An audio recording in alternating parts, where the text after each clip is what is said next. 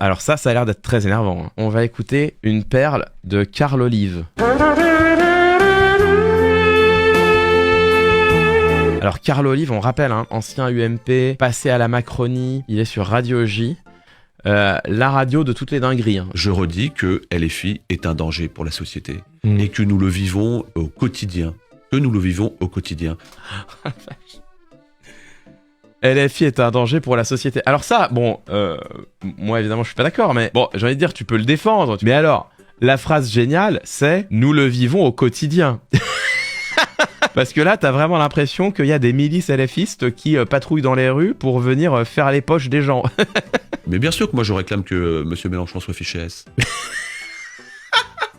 Elle est bien. Les fiches S, c'est vraiment le truc qui alimente, mais alors tous les fantasmes, quoi. Hein. La fiche S, c'est une fiche de renseignement. Ça n'a aucun intérêt de ficher S à un des responsables politiques dont les dits, les faits et les gestes sont sous les caméras et scrutés par chacun et chacune. Et puis alors évidemment, ficher les opposants politiques, hein, bien sûr, hein, ça rappelle que des bons souvenirs. Et ça changerait quoi ?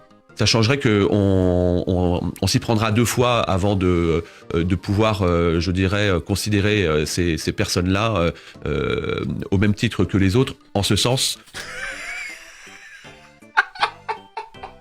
Mesdames, messieurs, devant vos yeux ébahis, Perceval le Gallois. On s'y prendra 2 fois avant de pouvoir, je dirais, considérer ces personnes-là au même titre que les autres. Non, moi je crois qu'il faut que vous arrêtiez d'essayer de dire des trucs. Ils passent leur temps à appeler au chaos. La police tue. Les chefs d'entreprise sont des salauds.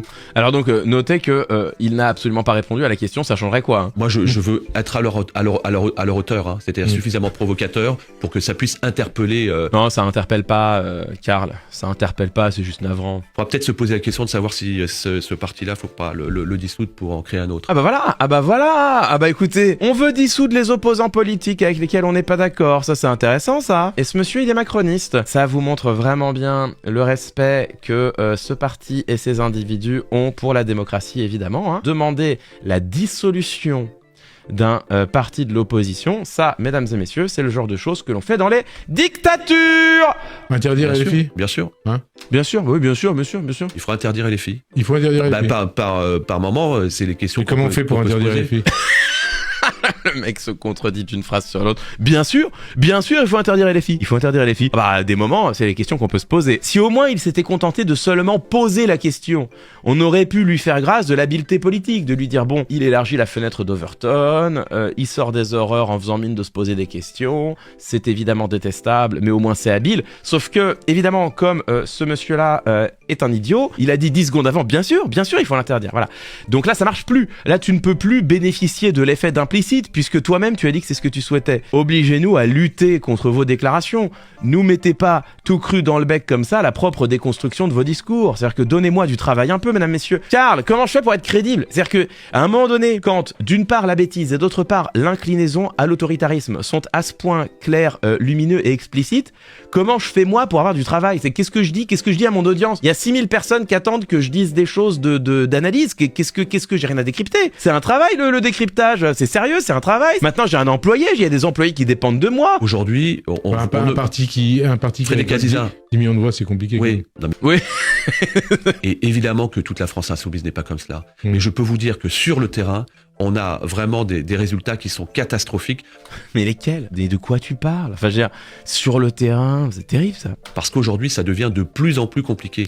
Mais quoi, nom de Zeus ? Qu'est-ce qui devient compliqué sur le terrain ? Dis-le ! Au lieu d'avoir des formules floues, là, comme ça, là. Bien sûr, ça devient de plus en plus compliqué, parce que quand vous dites que la police tue, comment voulez-vous qu'il n'y ait pas une dégradation de l'autorité de l'État sur le terrain ? Ah, c'est de la faute de la France insoumise, mesdames et messieurs. Quand vous dites que les chefs d'entreprise sont des salauds, comment voulez-vous que les employés, certains employés, évidemment, ne réagissent ? Alors là, pardon, mais pics or it didn't happen. Là, je veux savoir à quoi il fait référence, mesdames et messieurs. Comment voulez-vous que les employés, certains employés, évidemment, ne réagissent ? C'est systématiquement de la haine. Je profite qu'il soit pas là pour vous le dire.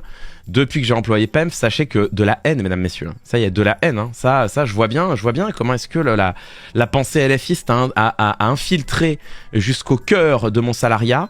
Et comment est-ce que ça, il y a de la haine, mesdames, messieurs. Ça, c'est vrai, ça, je le vois, bien sûr. Ah bah toi, voilà, on parlait de toi. Quand t'es plus capable d'articuler un discours cohérent, quand t'es plus capable de répondre à des questions simples, quand t'en es à assumer, mais alors sans même avoir l'intelligence de t'en masquer des propos qui sont un appel à dériver vers l'autoritarisme le plus dur, le plus terrible. Par pitié, responsable politique macroniste, essayez d'être un peu plus habile, pensez à moi, enfin moi j'ai un travail. Pensez aux décrypteurs, aux analystes du discours qui ont besoin d'un peu de fourberie, qui ont besoin d'un peu de malice pour pouvoir décrypter. Sinon comment on fait nous? Comment on fait? On lance la vidéo, on croise les bras, on dit bon bah mesdames, messieurs, il l'a dit. C'est pas très attrayant. Voilà, regardez-moi ça, il y a 6200 personnes qui attendent là, qui veulent du décryptage à se mettre sous la dent. Comment je fais moi? Comment je fais?